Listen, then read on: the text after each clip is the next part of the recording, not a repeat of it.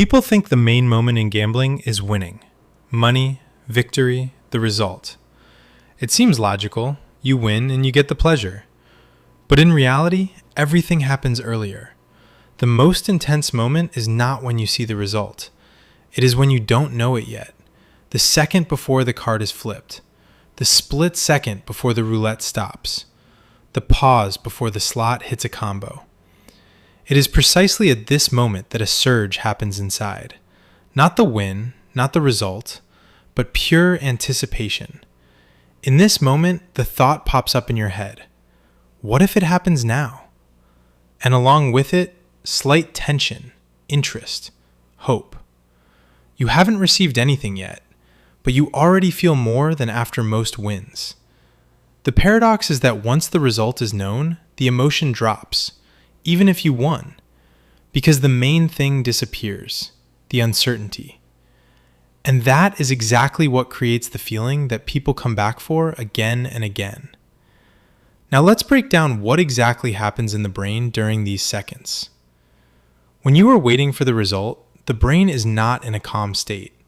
It shifts into a mode of heightened sensitivity. Dopamine is released, but not after the win, rather before it, at the anticipation stage. This is important to understand. The brain doesn't reward you for the result, but for the possibility of a result. Uncertainty amplifies the effect. If you know for sure that you will win, the emotions are weaker. If you know for sure that you will lose, the interest disappears. But when there is a chance, even a small one, the brain begins to work differently. A mix of sensations emerges. Slight tension, arousal, focus. Attention narrows. The world seems to fade into the background a little. Only one moment remains, now. And it is this state that seems attractive. It isn't strong enough to be scary, but it is bright enough to be captivating.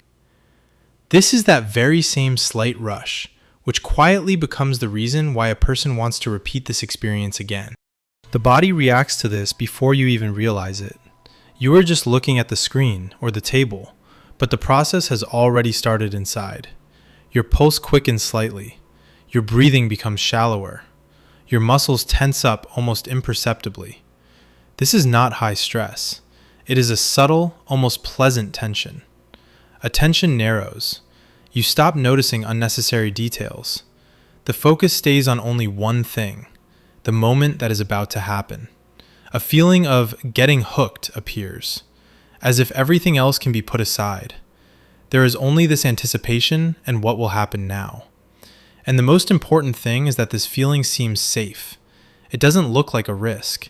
It isn't perceived as something dangerous or destructive.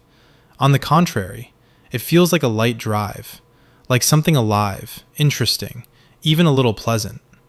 And that is exactly why the brain doesn't set up defenses. It doesn't say, stop. It says, remember this. Because for it, this state is not a threat, but a potential reward. And this is where the key moment happens. The brain doesn't fixate on the result, not the win and not the loss. It fixates on the state, this light arousal, this tense anticipation, this moment when something is about to happen. And next time, the person doesn't come back for the money.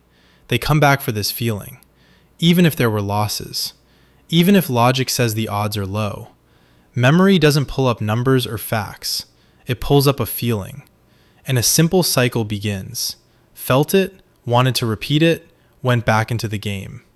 The more often this repeats, the faster the reaction triggers.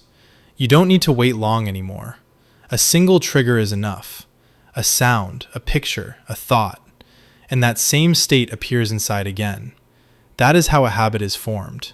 Not through a conscious decision, but through a reinforced sensation, which the brain begins to seek out again and again. Casinos don't create this feeling from scratch. They amplify it. Every detail around works for one thing, to prolong and intensify the anticipation. Sounds are not random. They trigger a reaction before you even place a bet. Light signals, clicks, music, all this holds attention and creates a background of tension. Animations aren't about beauty either.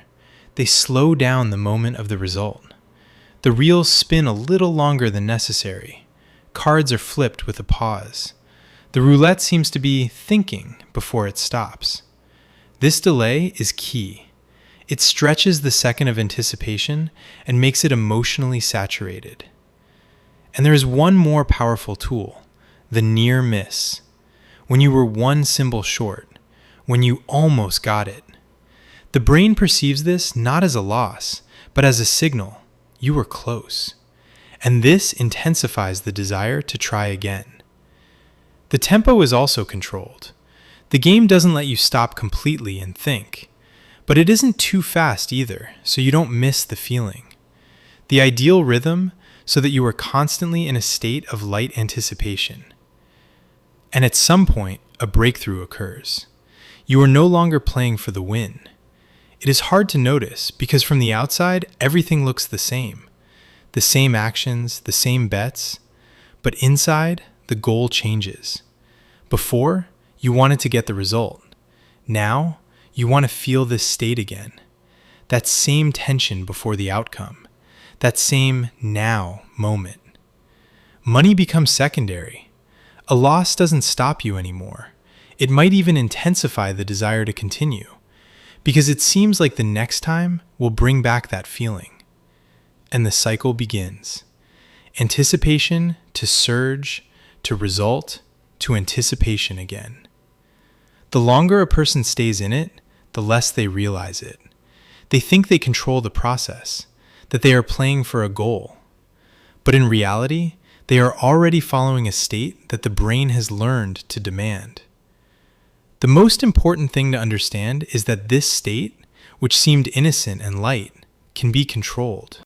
Realizing the mechanics breaks the effect of anticipation. When you understand, the brain rewards not for the win, but for the anticipation. When you notice that the sound, animation, and the near miss are just triggers, you begin to see the game as a tool, not as an emotional cocktail. It is this realization that brings back control. Now you can observe, not dive in. Feel the excitement, but not depend on it. Keep your emotions in check instead of letting them run you. Anticipation remains, but it stops being a trap. It becomes knowledge that gives you power, instead of leading to repetitive, impulsive actions. In this moment, the game loses its power over you. And most importantly, you are no longer under the influence of chance, but the master of your own emotions.